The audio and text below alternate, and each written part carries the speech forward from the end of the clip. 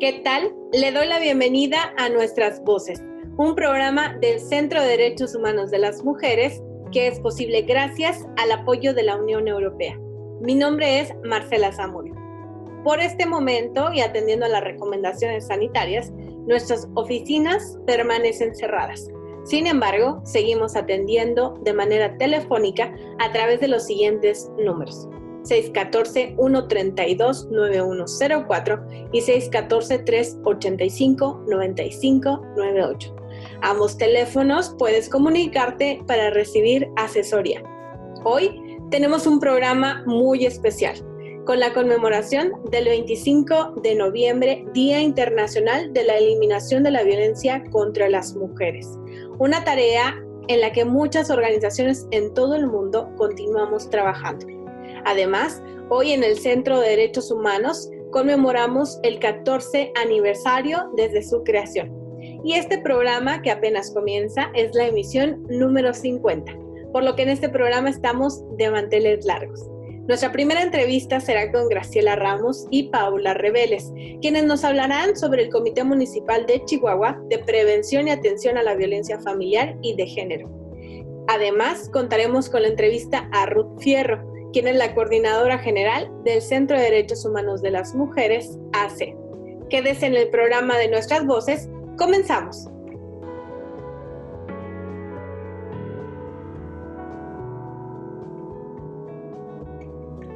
Damos inicio con el programa de Nuestras Voces.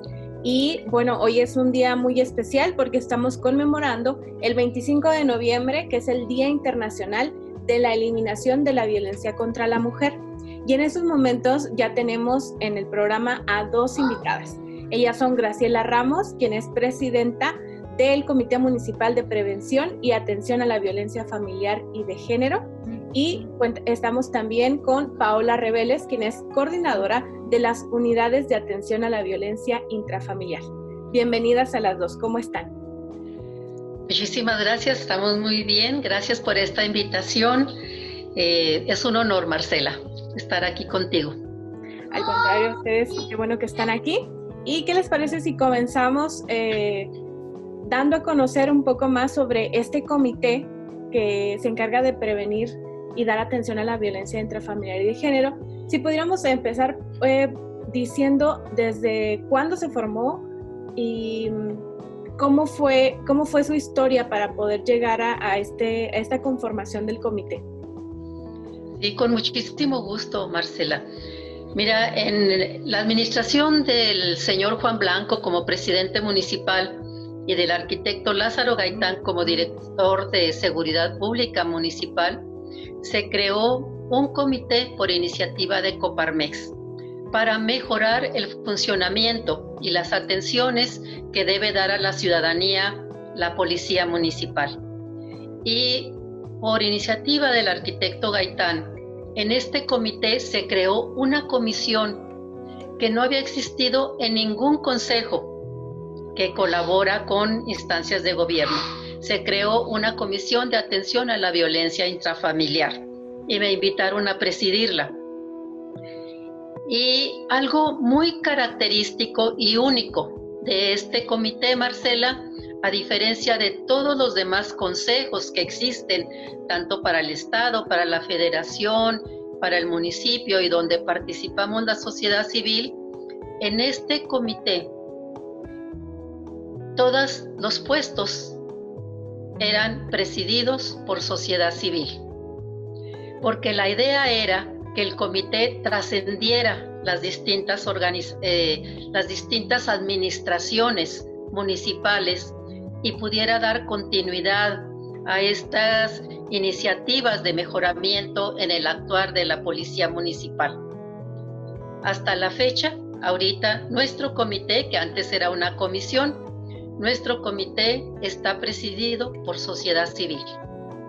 Y la Secretaría Técnica la tiene la subdirectora de Prevención y Atención a la Violencia Familiar y de Género de la Dirección de Seguridad Pública, que es la maestra Liliana Herrera.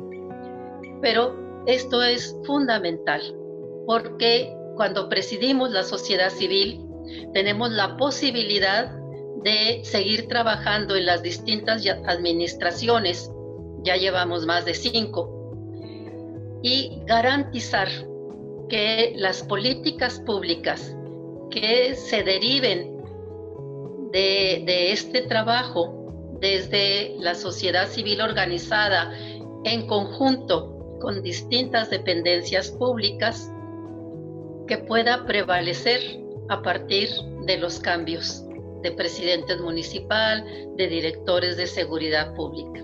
Y por eso está aquí Paola, la licenciada Reveles, maestra Reveles, porque ella está desde la fundación de las WABI, que funcionan en las 2 grandes comandancias de policía, y casi desde ese tiempo tiene la coordinación. Y hemos podido mantener, gracias a que somos este comité, la permanencia de las WABI como una muy buena política pública para prevenir y atender violencia familiar y de género en el municipio de Chihuahua. Esto es una característica, te digo, es única. Todos los consejos son presididos por autoridades públicas, menos este comité. Y aquí es una experiencia también interinstitucional, porque no solamente está representado el gobierno municipal, desde luego la Dirección de Seguridad Pública, pero también está el Instituto Municipal de las Mujeres, está el CAPSI, está el DIF municipal, está la Subdirección de Prevención también de la Dirección de Seguridad Pública, pero también tenemos representantes muy activas, muy comprometidas desde el gobierno del estado. Trabajamos junto con el CABIM, trabajamos conjuntamente con el SEJUM, con la Fiscalía Especializada para los Delitos contra Mujeres, y está representada la Comisión Estatal de Derechos Humanos y el Poder Judicial. Entonces, tratamos de que conjuntamente mejoremos en todos los aspectos, en todos los niveles, para dar una mejor atención y lograr que las mujeres víctimas de violencia vayan accediendo a la justicia, porque ese, de veras, Marcela, acceder a la justicia es recorrer un viacrucis, y la gran mayoría de los casos no se resuelven, aunque se denuncien. Entonces estamos en ese trabajo con esta conjunción de voluntades del gobierno estatal en 2 poderes, del gobierno municipal, de la sociedad civil organizada y también de la Escuela de Trabajo Social, porque nos parece muy importante que desde que son estudiantes vayan sensibilizándose. Quienes van a desempeñar esta importante labor se sensibilicen con respecto a la violencia familiar, que sobre todo las víctimas son mujeres, niñas, niños y adolescentes también, porque quienes trabajan como atendiendo la problemática social se la van a encontrar en todos lados la van a encontrar. Entonces, qué mejor que desde la academia puedan ir saliendo sensibilizados. De hecho, las trabajadoras sociales que están en WABI, pues ya ahorita hablará y le voy a dejar la palabra a Paola, pues son realmente jóvenes, trabajadoras sociales sumamente comprometidas. La misma Paola, ella viene de esta escuela. Y hemos realizado muchas cosas. Hemos capacitado policías, los hemos sensibilizado, hemos realizado guías de actuación de la policía. Desde luego diseñamos las WABI, las hemos protegido durante todos estos años. Creamos la subdirección que ahora dirige la maestra Liliana Herrera, y hemos logrado incluso certificaciones internacionales para policías. Diseñamos toda la capacitación para poder tener un escuadrón especial de más de 100 policías. Claro que el director Loya, cuando yo le propongo un escuadrón de 100 policías sensibilizados, capacitados, me dice, ¿por qué no todos? ¿Por qué no el 100%? Y claro que sí, queremos que el 100% de los agentes de policía, mujeres y hombres en nuestro municipio, estén sensibilizados y capacitados. Sin embargo, bueno, pues esto es un reto todavía. Nos estamos quedando con este número que no llega ni al 10% del personal de la policía.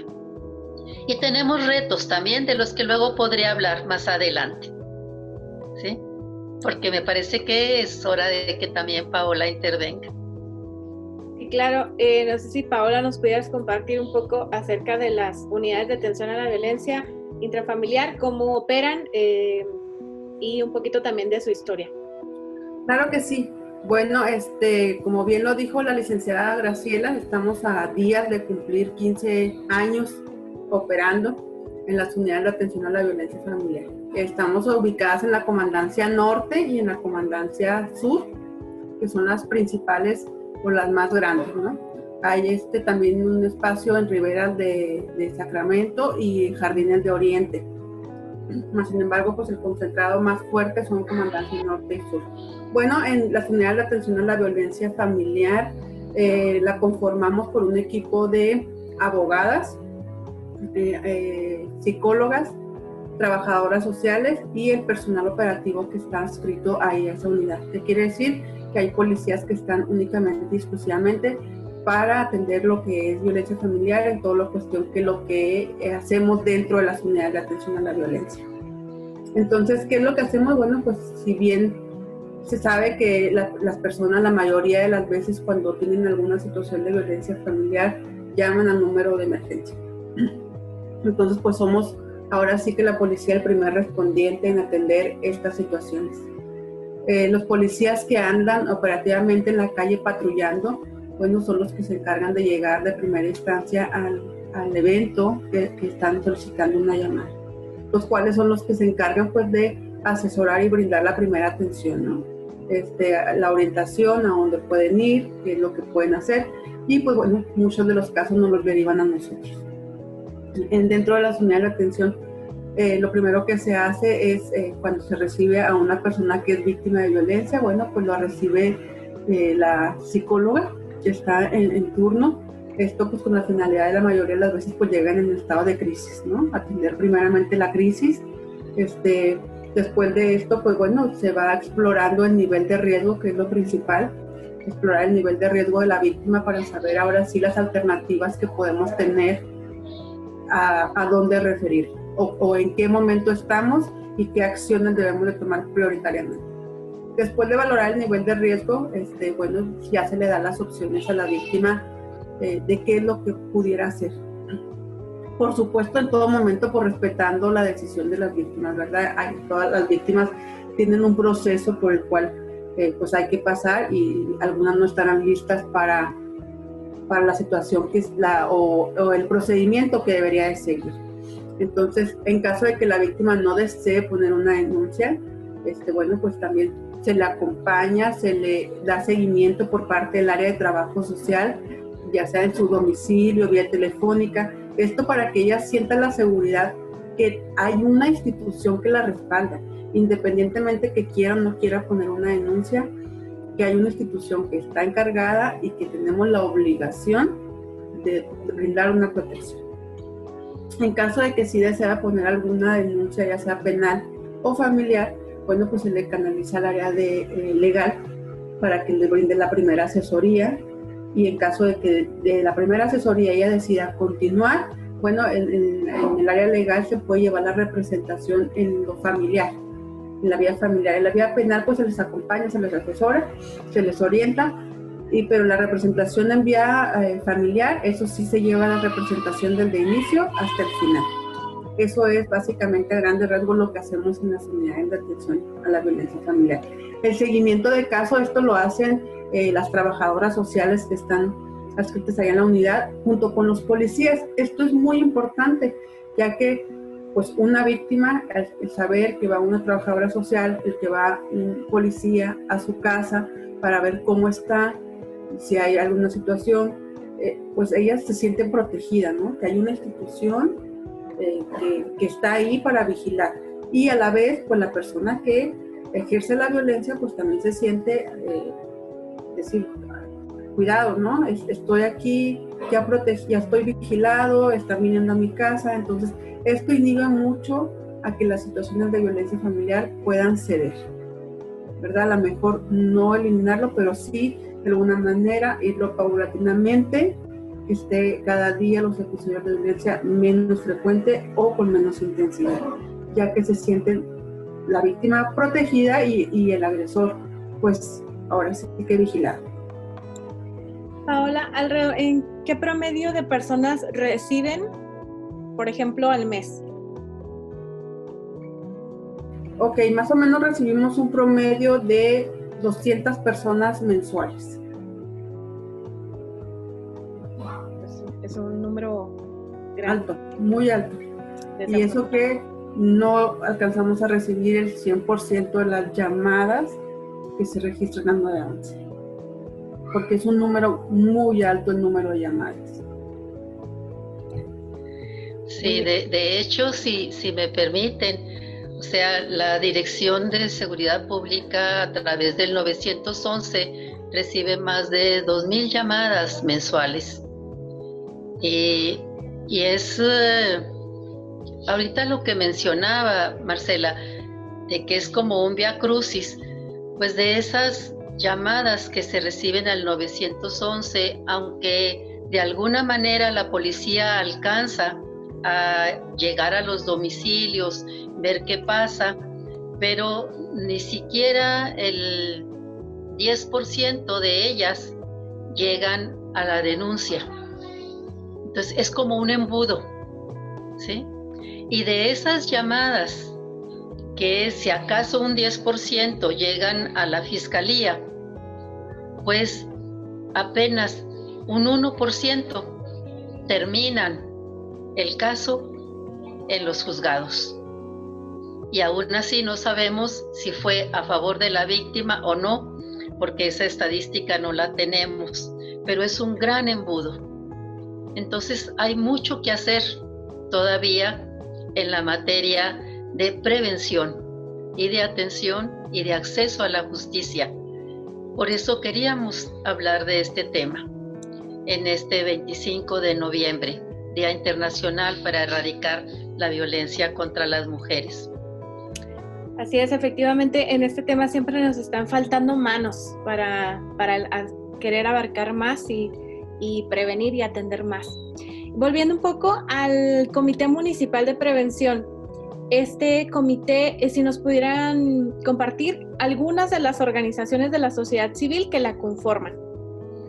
Bueno, tenemos el honor, espero que no se me pase ninguna, pero tenemos el honor de contar, desde luego, con la organización Justicia para Nuestras Hijas, creada y representada por Norma Ledesma, muy conocida incluso a nivel ya internacional. Desde luego está el Centro de Atención a la Mujer Trabajadora de Chihuahua, con Marta González, que acaban de cumplir 28 años desde que está trabajando el centro aquí en el estado de Chihuahua. Está la organización Alma Calma, con la licenciada Verónica Terrazas, que también trabajan de manera muy, muy profesional la problemática de la violencia familiar y con un énfasis en atender a niños, niñas y adolescentes en abuso sexual. Paola, si tú me ayudas a recordar otras organizaciones, está Libres por Amor, que también trabajan específicamente con niños, niñas y adolescentes.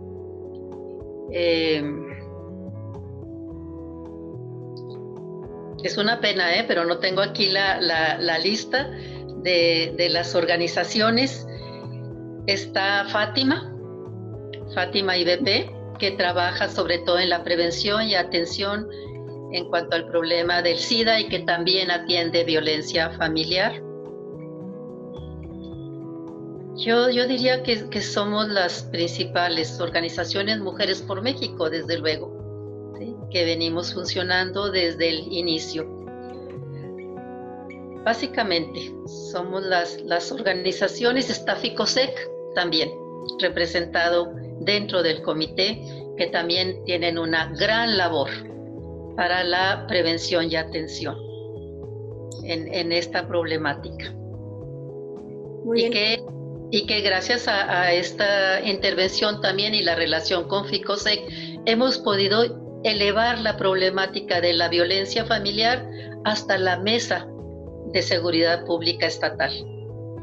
Entonces sí estamos como influyendo en muchos espacios y desde luego el compromiso de las dependencias públicas es un compromiso muy importante.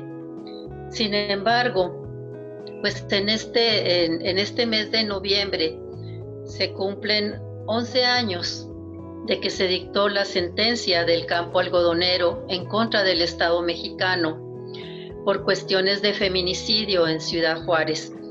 Pero la sentencia obliga a todo el Estado mexicano.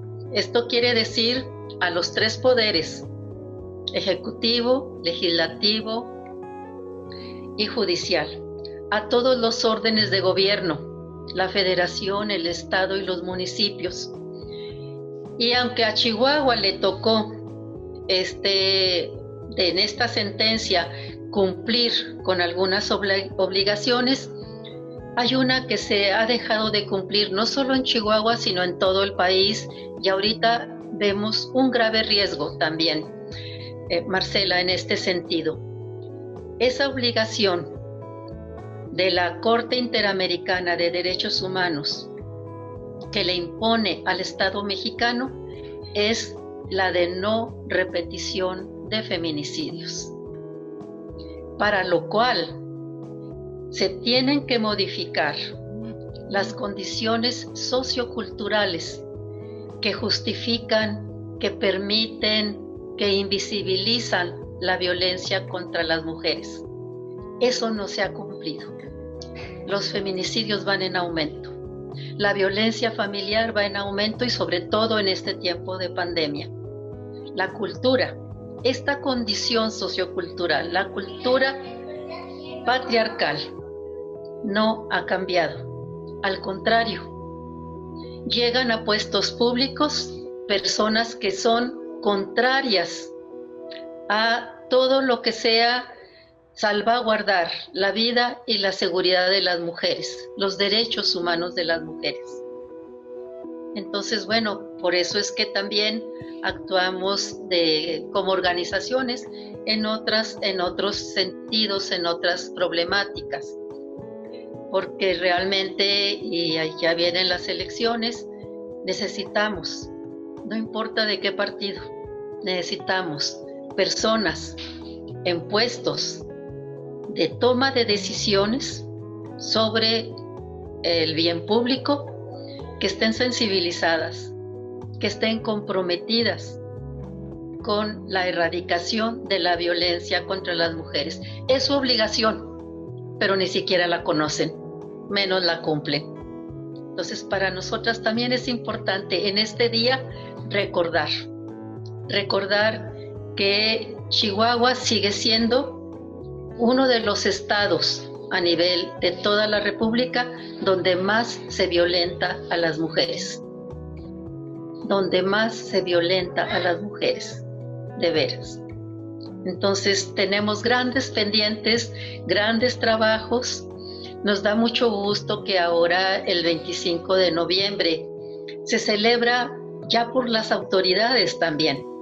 No se celebra, se conmemora, porque un asesinato de 3 muchachas no es celebración. Conmemoramos el ejemplo de las hermanas Mirabal en la República Dominicana, que se oponían a un dictador y fueron asesinadas por eso. Y te digo, nos da mucho gusto desde la sociedad civil que ahora se recuerde este hecho y se haga un llamado desde las mismas autoridades. Hace no muchos años solamente éramos unas cuantas organizaciones que estábamos en estas conmemoraciones. Y pues sobre el comité tenemos retos todavía, tenemos muchos retos. Tenemos siempre el reto de que la subdirección que creamos dentro de la Dirección de Seguridad Pública permanezca ahí, de que las UABIs y las unidades que también están en esta subdirección de atención a niñas, niños y adolescentes permanezcan ahí, dentro de la Dirección de Seguridad Pública y de ser posible se mejoren. Estamos ahorita terminando ya un protocolo. Habíamos elaborado guías de actuación de la policía, pero ahora sí estamos trabajando muy fuerte en sacar un protocolo de actuación de la policía municipal y que sirve para todas las policías, cómo actuar con las víctimas, con los agresores cuando se trata de violencia familiar, qué especificaciones hacia las víctimas mujeres, con niños, niñas, adolescentes, si son personas de la diversidad sexual, porque también hay violencia familiar ahí, si son migrantes o si son de alguna etnia, ¿sí? Rarámuri o Ódame o las que tenemos aquí en Chihuahua. Entonces está próximo a salir ese protocolo y otro protocolo muy importante, Marcela, también en el que venimos trabajando y que será, esperemos, dentro de esta conmemoración que se pueda hacer la presentación. Es un protocolo de atención a la violencia sexual y laboral dentro de las dependencias municipales. Esto es una exigencia desde el comité y estamos trabajando conjuntamente, desde luego, con las dependencias municipales para poder tener un muy buen protocolo que se dé a conocer, que se aplique y que contenga sanciones a quienes violentan a las mujeres, basándose sobre todo en un puesto de dirección y siendo una autoridad que pues debería de ser mucho más penalizado. ¿Sí? Entonces son como los grandes retos, tener un 100% de policía sensibilizada y comprometida ante esta problemática, contar con estos dos protocolos, que se conozcan, que se cumplan. Creemos que de esta manera, desde las autoridades municipales, estarán colaborando para cumplir esta sentencia del campo algodonero. Acabamos de conocer y nos dio mucho gusto una gran campaña desde el DIF municipal, pero también fue interinstitucional, Yo sí te creo, con respecto al abuso sexual a niños, niñas y adolescentes. Y estos son ejemplos de que sí es posible ir cumpliendo con la sentencia del campo algodonero. Nos falta conocer más qué está haciendo desde la Secretaría de Educación Pública o qué está haciendo la Dirección de Desarrollo Humano y Educación en el municipio, ¿sí? ¿Qué está haciendo la Secretaría de Cultura para cumplir con esta sentencia del campo algodonero? Pero bueno, desde el comité estamos tratando de impulsar lo mejor posible que funcione bien, por ejemplo, los centros de justicia para las mujeres que son estatales. Desde el comité hicimos gestiones para que pudiera existir un albergue temporal dentro del CEJUM en Chihuahua, que es absolutamente indispensable. Entonces no solamente estamos viendo porque haya mejoría a nivel municipal, sino incluso a nivel estatal dentro del municipio. Y pues también trabajamos en mejorar algunas leyes, avanzar, ¿sí?, para tener un marco normativo que apoye todo lo que nos está pidiendo la sentencia, nos está exigiendo la sentencia de la Corte Interamericana de Derechos Humanos. Y pues desde luego sobre los eventos que ya hemos realizado dentro del comité, quisiera resaltar dos nada más, Marisela, si me permites. Tuvimos un conversatorio sobre los derechos humanos de las mujeres con excelente intervención, organización desde el Instituto Municipal de las Mujeres, donde estuvo precisamente Ruth, ¿sí?, Ruth Fierro del CEDEM, como una de las grandes expositoras, y la otra fue Norma Ledesma. Y luego, de esta semana, hubo otro gran evento. Bueno, en los dos eventos ha participado la alcaldesa, Maru Campos, y la directora del Instituto Municipal de las Mujeres, la licenciada Margarita Blacayer. Pero este evento de esta semana, pues también fue otro evento de lujo con Margarita Guillé, que es la presidenta de la Red Nacional de Refugios, la que impulsó el primer refugio a nivel nacional en Aguascalientes, y con la doctora Patricia Olamendi, que tiene una trayectoria a nivel nacional admirable en materia de propuestas de cómo cumplir sobre todo el derecho a la igualdad y el derecho de las mujeres a una vida libre de violencia, y que vino a hablarnos sobre por qué, si se justifica desde la norma federal, la exigencia que hay ahorita de que haya candidatas mujeres a las gubernaturas. Realmente han sido dos eventos muy, muy importantes en los que el comité ha estado participando. No sé si habría... Sé que hay otros eventos que tienen también, no sé si nos pudieran compartir las personas donde pueden seguir estos eventos. Sí, en este momento no tengo todos los datos, estamos terminando de definir, pero sí, pues no podemos asistir a la Cruz de Clavos, tenemos que respetar las normas, tenemos que respetar esta situación de confinamiento, pero sí una especie de conferencia de prensa, conversatorio desde la voz de las víctimas, ¿sí? Esto es importante también. Luego vamos a dar a conocer los datos, los vamos a hacer públicos. No tengo todavía muchos datos, pero daremos a conocer porque el programa en el que va a intervenir este comité es un programa que va a durar 16 días todavía después de este día 25 de noviembre.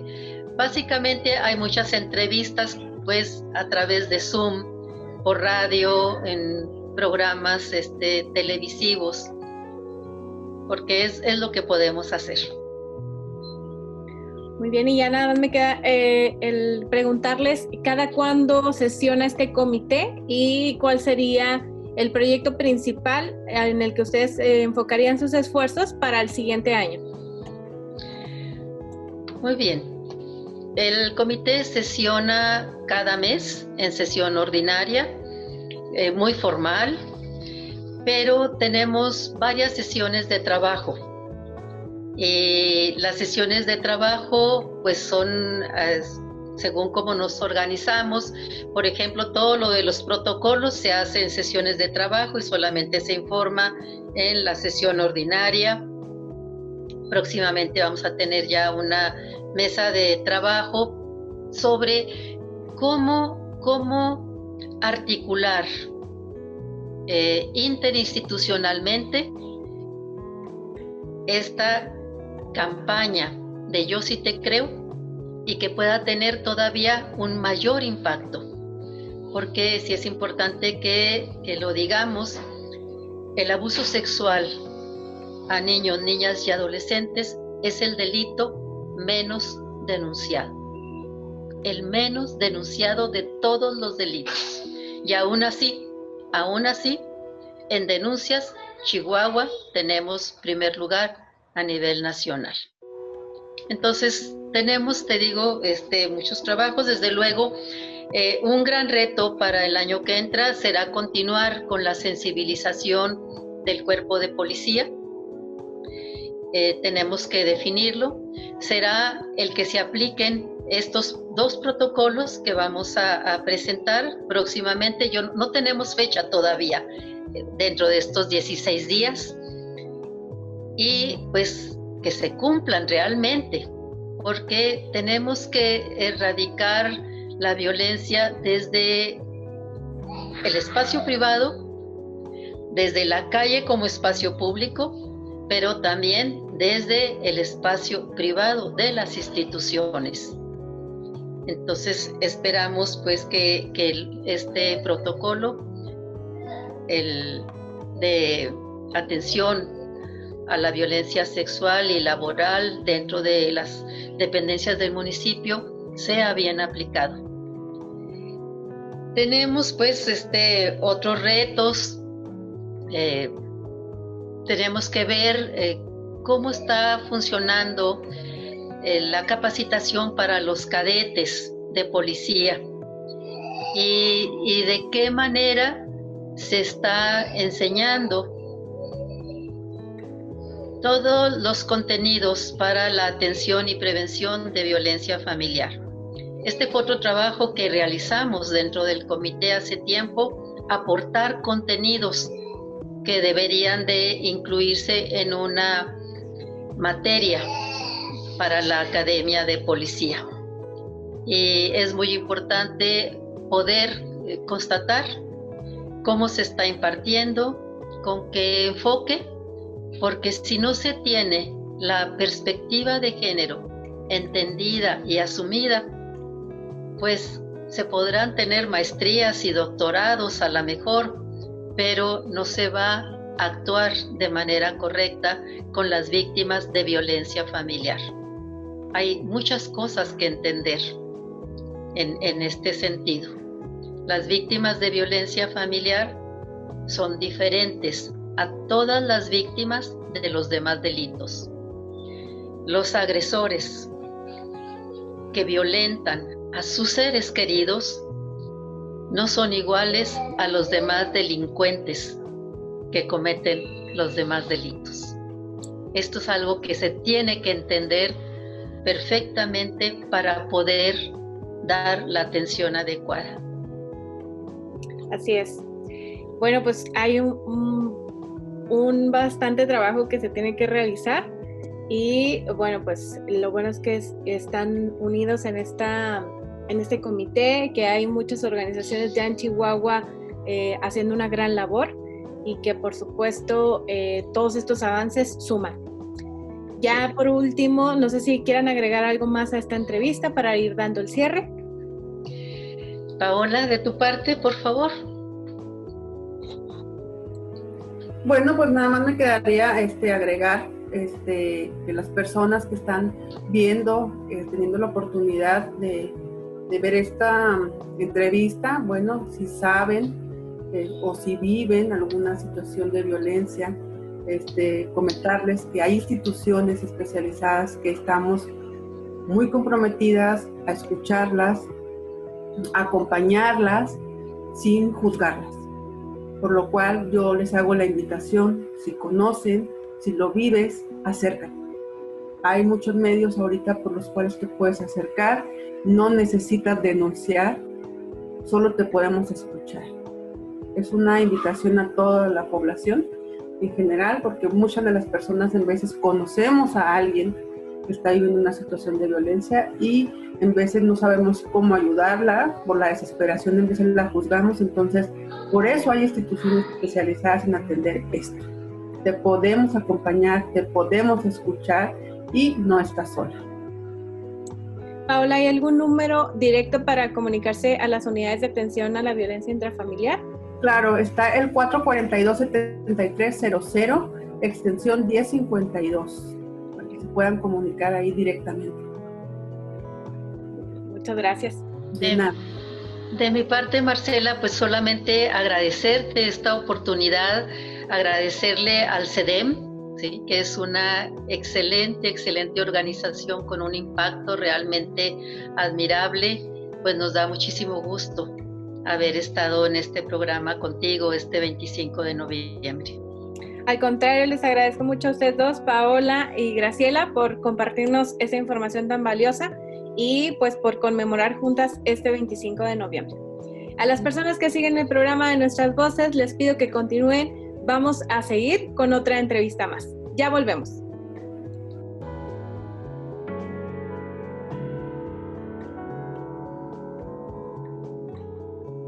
Continuamos con el programa de Nuestras Voces, hoy que estamos conmemorando el 25 de noviembre, Día Internacional de la Eliminación de la Violencia contra la Mujer, y también celebramos 14 años del Centro de Derechos Humanos de las Mujeres, ACE, que está cumpliendo, pues es su aniversario el día de hoy, y por ello contamos con la presencia de Ruth Fierro, quien es la coordinadora general del CEDEM. Bienvenida, Ruth, ¿cómo estás? Pues muchas gracias, muy contenta de estar en casa y contigo en confianza. Así es, ya has estado en otros programas de Nuestras Voces, pero nunca nos había tocado platicar a nosotras. Ruth, así es. Cuéntanos un poco para las personas que no están tan cercanas a lo que hacen las organizaciones, platícanos qué es el CEDEM y cómo nació, así nos pudieras platicar acerca de la historia, ¿no? ¿Qué pasó antes de que ahora lo decimos muy fácil, ¿no? Es como el cumpleaños número 14, pero ¿cómo llegamos a esto? Sí. Pues mira, primero había que decir que Chihuahua desde hace varios años ha sido desafortunadamente como reconocido en el ámbito internacional, incluso por el tema de la violencia contra las mujeres, ¿no? Principalmente lo que más llamaba la atención por allá del 93 era lo que llamábamos las muertas de Juárez, ¿no? Entonces empezó a haber un tema como en la discusión pública sobre la violencia contra las mujeres en este estado y de dónde venía.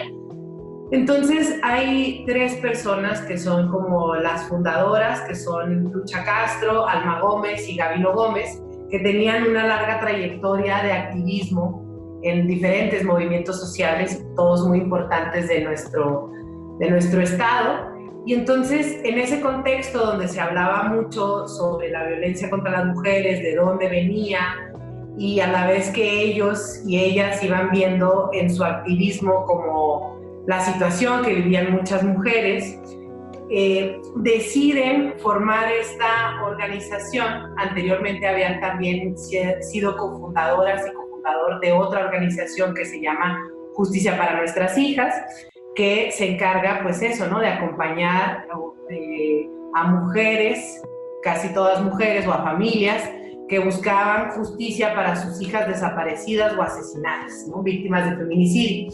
Pero entonces, en ese tiempo, antes de que se fundara el CEDEM, ya se sabía también, las autoridades daban cuenta de que la mayoría de los homicidios de mujeres en este estado se daban en el ámbito de la violencia familiar, es decir, eran asesinadas por una pareja, expareja o por alguien que vivía con ellas, ¿no?, o que había salido con ellas. Entonces deciden así, después de haber fundado Justicia para Nuestras Hijas, fundar ahora el Centro de Derechos Humanos de las Mujeres, con el propósito de, pues, acompañar o brindar algún acompañamiento a estas mujeres que podían estar en situación de violencia familiar, pues de cara a justo incidir ahí para evitar que tuviera el desenlace, o tratar de evitar que tuviera el desenlace del feminicidio, ¿no? Entonces así nace el CEDEM, diciendo vamos a ser acompañantes de estas mujeres que deciden denunciar y poner fin a la violencia, para pues garantizar que su proceso se apegara a lo que el derecho decía, se apegara a lo que era justo, ¿no?, y se pudiera hacer valer como las voces de estas mujeres y sus hijos e hijas en búsqueda de justicia. Y bueno, el acompañamiento no solo era legal, sino también desde el punto de vista psicológico o emocional, ¿no? Porque sabemos que muchas de los obstáculos, digamos, para las mujeres tiene que ver con estar inmersas en el ciclo de violencia, y entonces a veces como se necesita fortalecer determinadas herramientas o recursos propios para hacer frente a todo el proceso que en sí es complicado. Entonces el acompañamiento era desde diferentes enfoques, ¿no? Y así es como nace el CEDEM, entonces, hace 14 años. Y bueno, en un principio sí estábamos como pues eso, ¿no? Muy enfocadas al tema de violencia de género. Y después, en nuestro contexto, nos siguió llevando a abrirnos a otros temas. Pasó primero que viene esta política de militarización de la seguridad pública, que detonó unos índices de violencia nunca antes vistos acá en Chihuahua, a tal grado que de ser un estado relativamente tranquilo, por así decir, con índices no muy significativos de violencia, de repente para el 2007, 8, 9, estábamos ya alcanzando unas tasas de homicidio impresionantes y estaba ya Chihuahua, Ciudad Juárez colocada como la ciudad más peligrosa del mundo, Chihuahua como la quinta. Y entonces en este contexto de violencia, a partir de la política de seguridad, empiezan a llegar a nuestras puertas mujeres, pero ahora eran madres, hermanas, esposas, hijas, en búsqueda de sus seres queridos desaparecidos, ¿no? Algunos se los había llevado. El primer caso fue el de la familia Alvarado, donde llegaron estas mujeres de la familia Alvarado, bueno, junto con los hombres también, a decir que a sus familiares se los había llevado el ejército. Entonces, en un inicio pensábamos enfocarnos también como que abrimos la puerta para acompañar unos casos de desaparición forzada. Ya no importaba si eran las personas desaparecidas eran mujeres o hombres. Y de pronto, con el mismo ritmo, con la misma exigencia o demanda que había, dijimos, bueno, no pueden ser solo desapariciones forzadas, abrámonos al tema de desapariciones, aunque no sepamos quiénes son los autores de estas desapariciones, porque igual enfrentan importantes obstáculos o desafíos en el acceso a la justicia. Entonces terminamos también abriéndonos al tema de personas desaparecidas. Y en el camino, mientras todo esto pasaba, el CEDEM también desafortunadamente había tenido algunas experiencias de amenazas en contra de sus integrantes, y entonces aprendimos a recorrer un camino para exigir o para poner la responsabilidad de la protección de nosotras en el Estado, ¿no? Como aprendimos un camino para decir, a ver, el que nos hayan amenazado no es nuestro problema, sino que acá el Estado tiene una responsabilidad de protección, porque las organizaciones estamos haciendo el trabajo que ellos no están haciendo, y la protección de todas las personas en general es una responsabilidad del Estado. Entonces, aprendimos un camino acudiendo al Sistema Interamericano de Protección de Derechos Humanos, donde se nos otorgaron medidas cautelares, que son las medidas que se otorgan cuando existe una situación de riesgo, de gravedad, de urgencia, de sufrir un daño. Y a través de estas medidas, la Comisión le solicita al Estado que entonces implemente las medidas necesarias para proteger a este grupo de personas. Entonces, como ya teníamos recorrido ese camino, en el mismo contexto de mucha violencia en Chihuahua, pues por supuesto que también otras organizaciones compañeras de aquí de Chihuahua empiezan a vivir también amenazas, agresiones e incluso el asesinato de algunos de sus integrantes como consecuencia del ejercicio de su labor, simplemente, ¿no? Como consecuencia del ejercicio de su labor.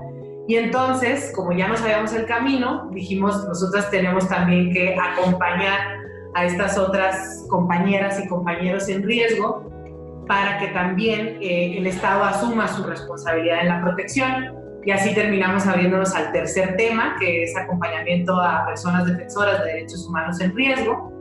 Y dentro de ese acompañamiento, pues hay muchos temas, mucha diversidad. Y entonces, entre esto, acompañamos también a un número importante de personas que se han desplazado forzadamente de sus comunidades a causa de la violencia que se vive. Entonces, este es como un subtema que está dentro de defensores de derechos humanos en situación de riesgo, en el que también estamos enfocadas ahora. Entonces, bueno, en resumen, esos 3 temas: mujeres víctimas de violencia de género, personas desaparecidas y personas defensoras de derechos humanos en riesgo. Un poco así vamos. Muy bien. Y bueno, es una pregunta un poco difícil, pero ¿cómo le explicarías a una niña o un niño qué es lo que hace el CEDEM? Bueno, híjole, pues también que el CEDEM hace muchas cosas y ahorita no las mencioné, como también apoyar en el camino a capacitar a muchos funcionarios y funcionarias, operadores de justicia, da talleres, da cursos para hacerles saber a toda la gente, incluyendo niñas y niñas, cuáles son sus derechos, ¿no? Pero entonces, a ver, ¿qué diría? Que en el CEDEM somos un grupo de personas que nos hemos preparado para acompañar a niños, niñas, a mujeres, a familias, a hombres, adolescentes, cuando están buscando denunciar o como señalar una situación de injusticia que han vivido, ¿no? Y entonces les acompañamos en ese camino para que no estén solas, para que no estén solos. Y como nos hemos preparado para eso, nosotras podemos explicarles también cuáles son sus derechos para que ellos o ellas tomen decisiones sobre lo que quieren hacer, hasta dónde quieren avanzar. Y bueno, pues creo que a grandes rasgos sería eso. Muy bien, entonces haciendo un recuento, el CEDEM comenzó primero atendiendo a las mujeres víctimas de violencia, y luego empezó a brindar acompañamiento a personas defensoras de derechos humanos a personas que sus familiares fueron desaparecidos, y luego ya a personas defensoras de derechos humanos y organizaciones, que incluye también a personas que han vivido desplazamiento forzoso, y se encarga también de brindar capacitación a diferentes públicos. Sí, o sea, entre muchas cosas y por decir algo, pero sí, también tratamos de difundiros cómo socializar el tema de los derechos humanos, y también pues tenemos un activismo público también, ¿no? Hay veces que cuando la situación lo amerita también realizamos manifestaciones, marchas, denuncias públicas, digamos. Ruth, el Centro de Derechos Humanos trabaja bajo el enfoque diferenciado. No sé si nos pudieras compartir y explicar un poco más este concepto.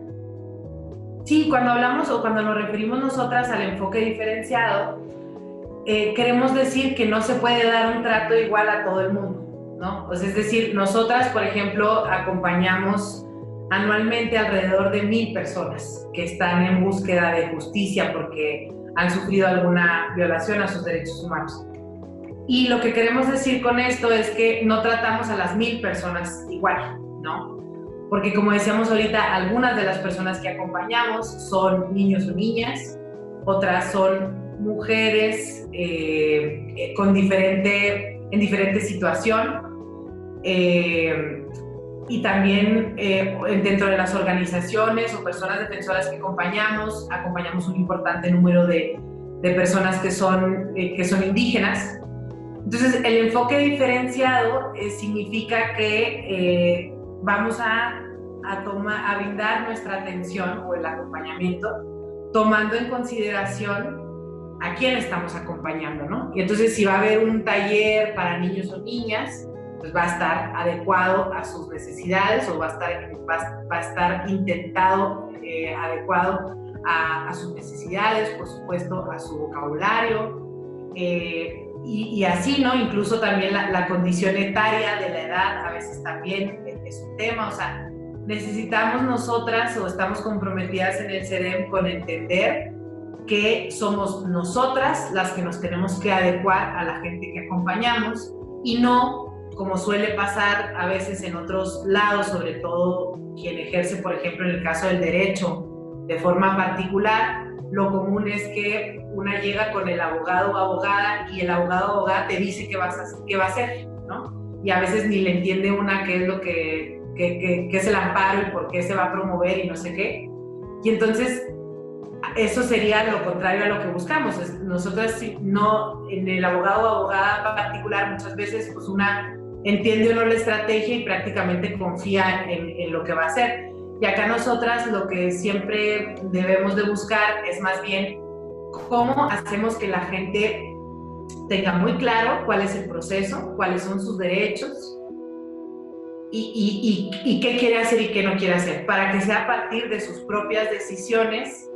Y por eso nosotras nos identificamos tanto con la palabra acompañantes, porque eso nos pone como en un segundo plano, ¿no? Primero ellas, lo que quieren, lo que necesitan, lo que decidan, y nosotras acompañamos tratando de brindarles toda la información necesaria para que tomen decisiones informadas. Entonces, esto es el enfoque diferenciado, entender esas diferencias y esa necesidad de nosotras adecuarnos a la gente.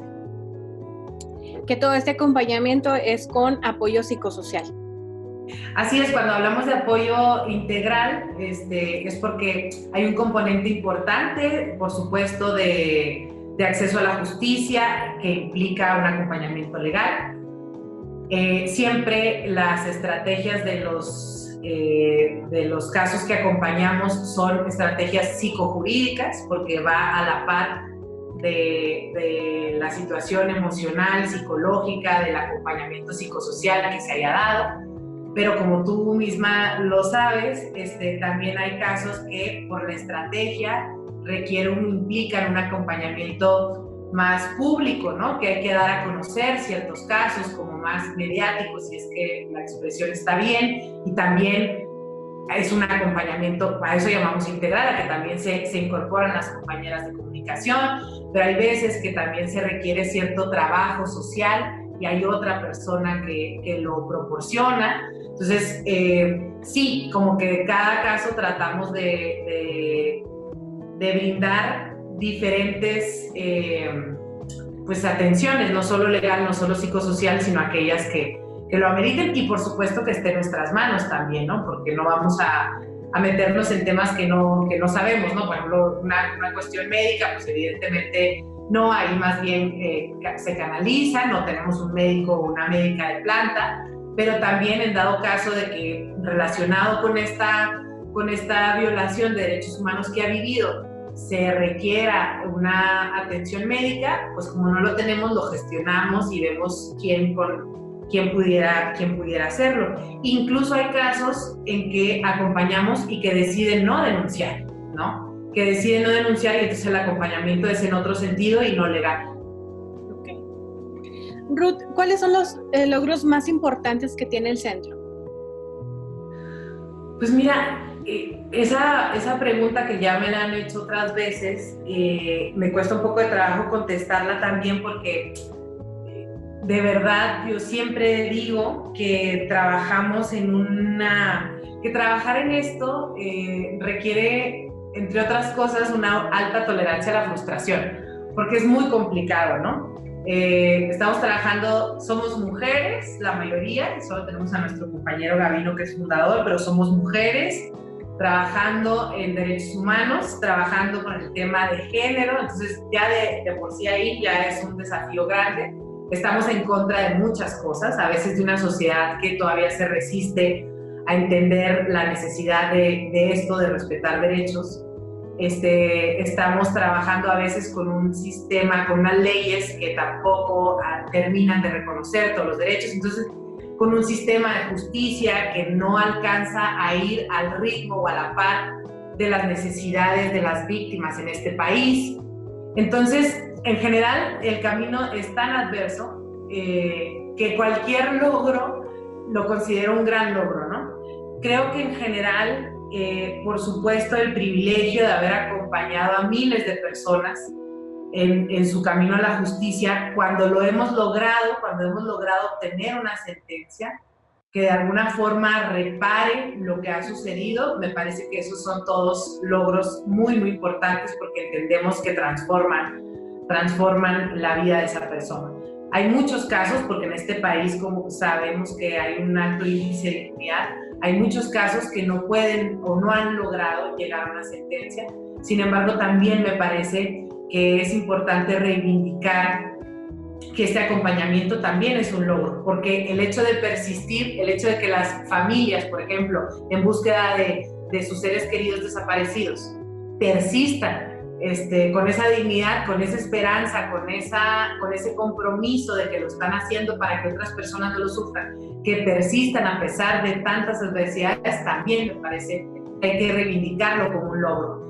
Pero bueno, a lo mejor otras cosas que son muy visibles, yo pensaría que, por ejemplo, en los 3 temas, en el tema de acompañamiento a mujeres, a familiares de personas desaparecidas y a defensores, tenemos algunos casos que podemos llamar emblemáticos, que nos sirven para empujar a todos los demás, ¿no? Como para impulsar algunos cambios. Por ejemplo, en el tema de mujeres, niños y niñas, pues tenemos varios logros, ¿no? El haber obtenido la libertad para varias mujeres que estaban acusadas por homicidio en contra de sus parejas, y reivindicar como que fue legítima defensa, hacer visible como todo el tema que habían estado sufriendo. Creo que también es un logro importante y fue parte del CEDEM y parte de otras organizaciones también, pero el ir como haciendo entender a las operadoras y operadores de justicia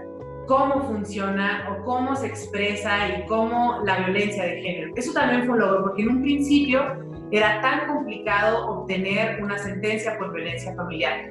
Los jueces y juezas querían ver que si no había golpes no había violencia, ¿no? Pensaban que la violencia era exclusivamente la violencia física. Y entonces ahí fue una estrategia muy interesante de ir incorporando como prueba a los juicios a psicólogas expertas, que entonces en el juicio literalmente educaban a los jueces y juezas diciendo, miren, es que la violencia es así, aparte tiene este ciclo, porque todavía nos enfrentamos también en un principio con estos prejuicios de decir, a ver, si la señora dice que vivió violencia, pero después volvió con él, entonces pues no podemos creer que hay violencia, y entonces había que explicarles para decirles eso no tiene nada que ver. Entonces, en el tema de acompañamiento a mujeres, rescataría eso, como todo el proceso que fue para como asentar algunas bases en las operadoras y operadores de justicia para reconocer y sancionar la violencia de género. En el tema de familiares de personas desaparecidas o en el caso de desapariciones forzadas involuntarias, tenemos algunas sentencias.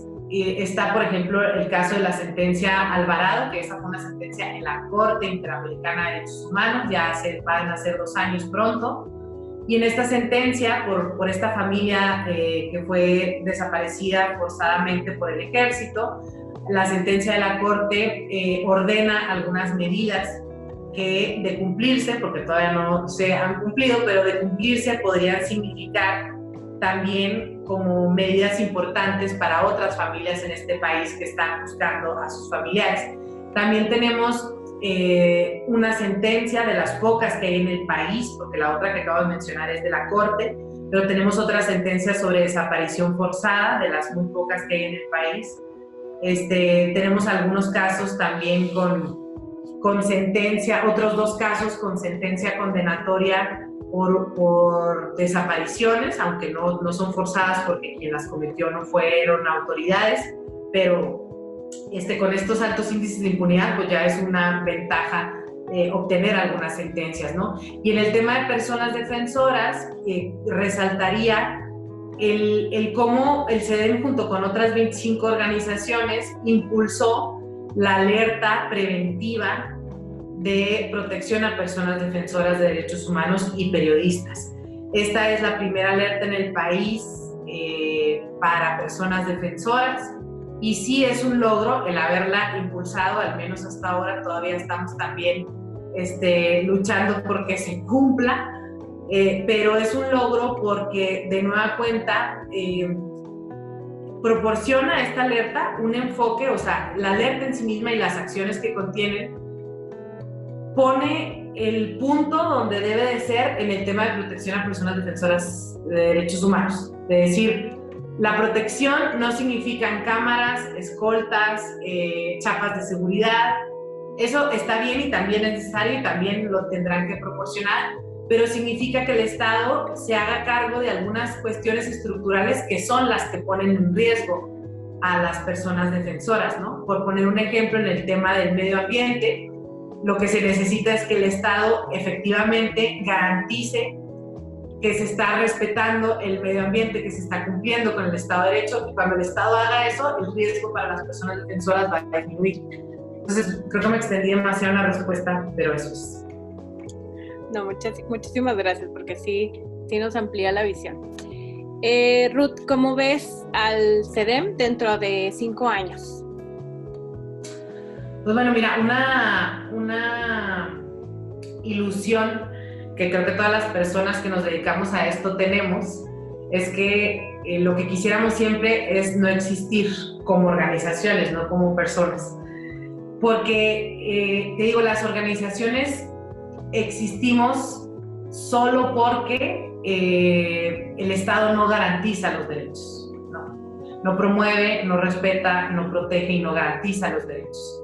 A pesar de que hemos avanzado en muchas cosas, como tener esto ya en nuestro artículo 1 constitucional, tener muchas leyes, etcétera, todavía esto no es una realidad. El día que el Estado asuma su responsabilidad, las organizaciones de derechos humanos vamos a dejar de existir, porque entonces ya no, bueno, las de derechos humanos, quiero decir, vamos a dejar de existir. Entonces, nada me gustaría más que pensar que en 5 años el CEDEM puede estarse dedicando a otras cosas, pero pues la realidad nos ha dicho que este es un camino que se ve como de largo aliento, ¿no? Es un trabajo que se ve todavía que le queda tiempo, no está cerca, desafortunadamente no está cerca ver que el Estado haya cumplido esa obligación que tiene. Sin embargo, yo esperaría que el CEDEM en 5 años haya logrado, a través de este acompañamiento de casos concretos,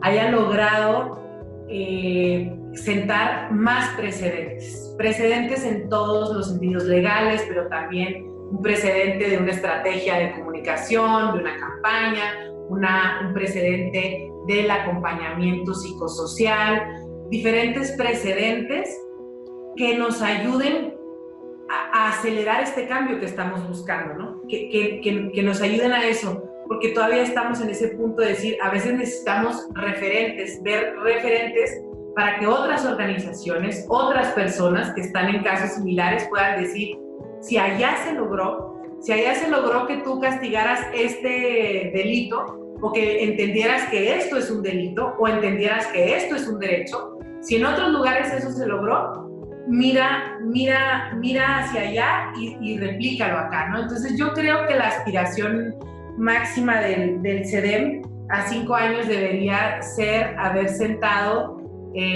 algunos precedentes que nos permitan acelerar el cambio que tanto necesitamos. Ruth, ¿qué ha significado estar como coordinadora general del centro? Híjole, todo un reto, la verdad, yo lo debo decir, ni modo, no, desde que se fundó el CEDEM había sido una coordinadora general que era Lucha Castro, y que bueno, pues era ya desde que empezó la coordinación toda una figura pública, con un reconocimiento. Y bueno, cuando se toma la decisión de hacer esta transición, la verdad es que yo no estaba a lo mejor muy preparada, no se siguió un proceso típico de convocatoria pública para seleccionar a quien le sucediera a Lucha, sino que fue una decisión del equipo. O sea, se puso a votación del equipo que quién, y bueno, pues por ahí salí yo, salí yo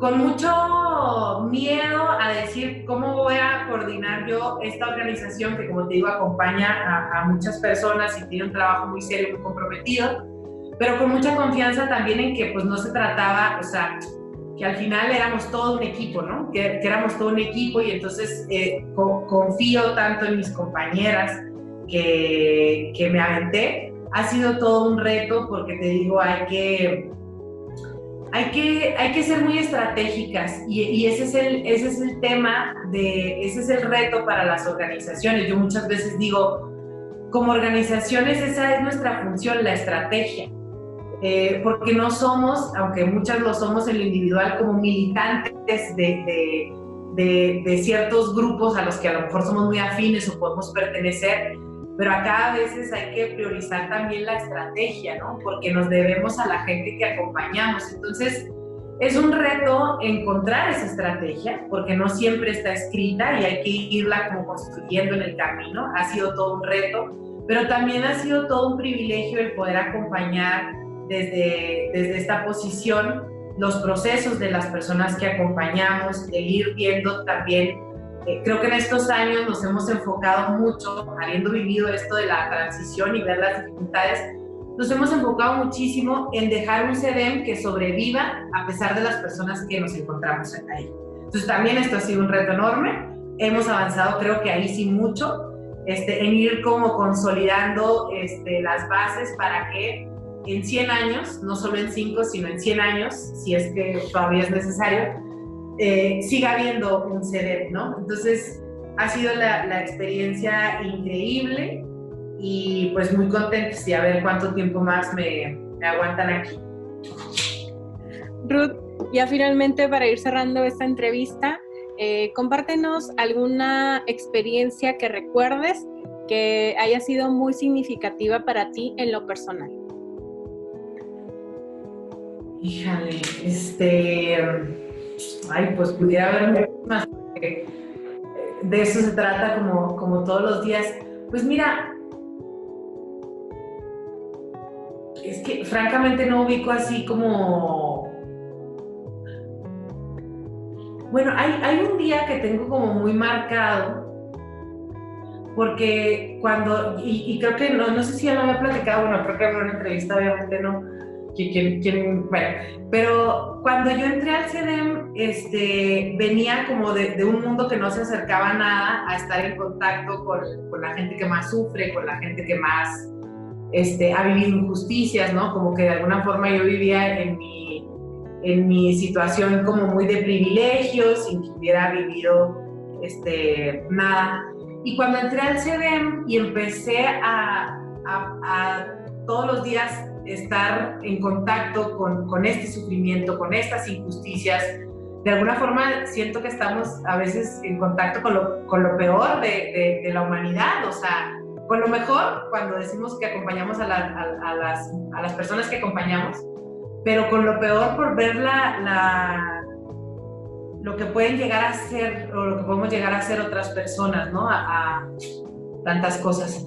Y entonces llegó un momento en el que al estar en contacto con esto todo el tiempo, me empezó a abrumar como un sentimiento de tristeza horrible, de decir cuánta maldad hay en la humanidad, cuánta tristeza, cuánta gente está sufriendo. Y la verdad me fue como difícil sobrellevarlo, porque luego yo veía, además, decía, todo este esfuerzo que hacemos, y sabía o me daba cuenta que todo el sobreesfuerzo que hacíamos como equipo y que veía yo que además están haciendo muchas otras organizaciones y personas, decía, todo este esfuerzo y apenas no alcanzamos ni empujar 1 milímetro para el cambio. Entonces era una frustración frente a la tristeza abrumadora, era también como un decir, ya, ¿hacia dónde vamos? Y entonces decía yo, bueno, entonces, ¿qué vamos a hacer? ¿Qué voy a hacer? ¿Qué estoy haciendo aquí? A la vez ya sentía que no me podía ir a ningún otro lado porque decía, ¿cómo le doy la vuelta a esto y me hago de cuenta que no existe? Y entonces hubo un día en particular que entendí a raíz de una persona que acompañamos, que me dijo, gracias por estar junto con nosotras, porque para mí ya es muy distinto ir a la fiscalía a hablar con autoridades cuando ustedes están conmigo. Antes sabía que nadie me creía, que nadie me creía lo que yo estaba diciendo, que me querían como juzgar a mí, me querían echar la culpa de lo que había pasado a mí. Y a partir de su acompañamiento, me ha cambiado a mí la forma en cómo estoy viviendo esto, que es lo peor que me ha pasado en la vida. Entonces me cayó el 20 que eso era, ¿no? Eso era lo que teníamos que hacer en el CEDEM, que la aspiración, sí, el fin es cambiar el mundo,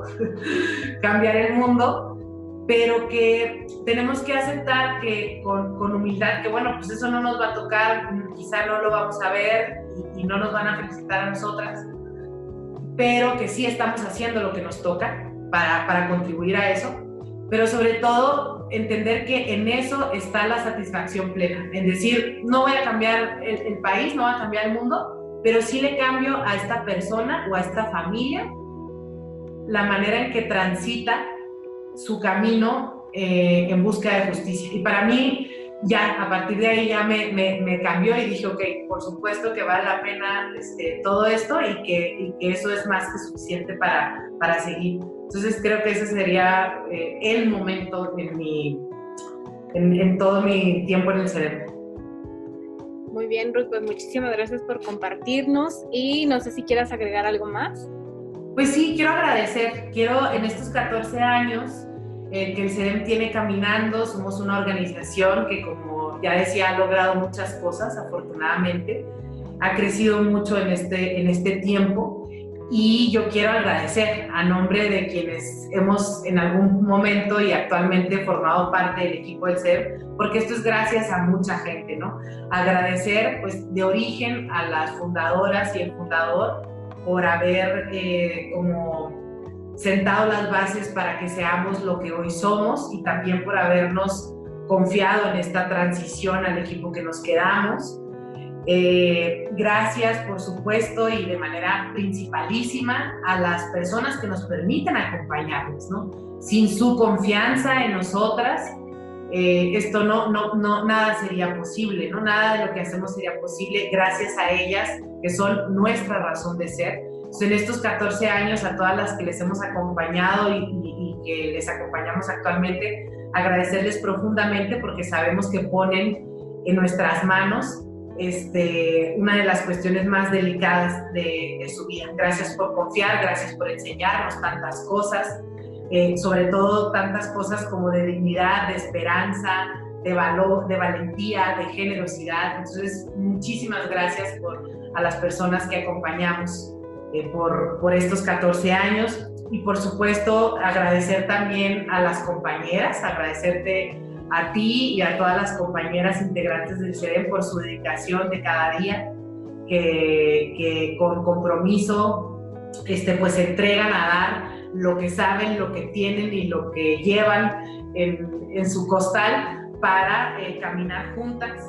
Gracias también. Y bueno, hay un montón a las otras organizaciones aliadas con quienes a veces hacemos estrategias en conjunto y que hemos hecho tantas alianzas y tantas complicidades para avanzar en conjunto. Por supuesto, a las donantes, a las financiadoras que hacen posible nuestro trabajo, que también confían en nosotras y nos apuestan, hacen una apuesta por el CEDEM, gracias a ellas también. Y bueno, en general, a todas las personas que colaboran externamente de alguna forma con nuestro trabajo. O sea, creo que 14 años, lo más importante que hay que decir, pues 14 y 15 y 20 y todos, es gracias. Y reconocer que este es un logro, no de nosotras, sino de todo lo que nos rodea para llegar hasta acá. Bueno, pues con este mensaje tan bonito de agradecimiento que nos acabas de dar, cerramos este programa.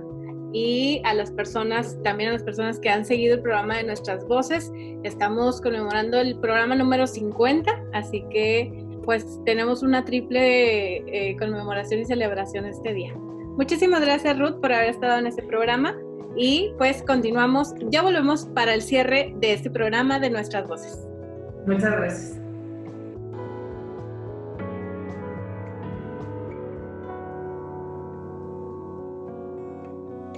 Concluimos esta emisión del programa de Nuestras Voces. Le damos gracias a nuestras entrevistadas, que fueron Graciela Ramos, Paola Reveles y Ruth Fierro. Acompáñenos en nuestra próxima emisión el miércoles 2 de diciembre a partir de las 12:30 del mediodía, donde abordaremos, como siempre, información relevante en materia de derechos humanos. Siga nuestro programa a través de las redes sociales del CEDEM. Encuéntranos en Facebook como Centro de Derechos Humanos de las Mujeres, en Twitter e Instagram como @CEDEM, en YouTube como CEDEM Chihuahua y en Spotify como Nuestras Voces CEDEM Chihuahua.